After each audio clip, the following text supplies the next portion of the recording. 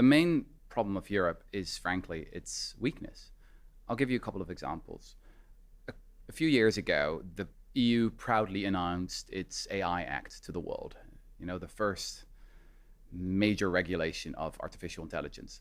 But the problem is we hardly have any AI companies, to speak of. So we've become really good at regulating industries we don't have. Look at the top 10 most valuable companies in Europe.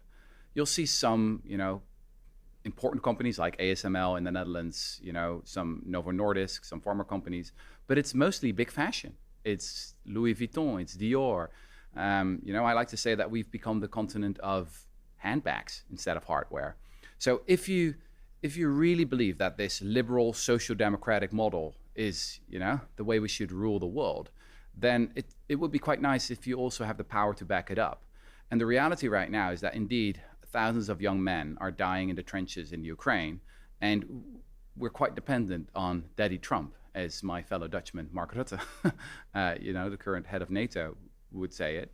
And that's an embarrassing and painful position to be in, but it is the reality. But I imagine that someone from your background also has qualms about the pivot in European budgets towards more military funding, which is because of Ukraine and in the face of what's happening with Russia. So how do you square that? I don't have those qualms.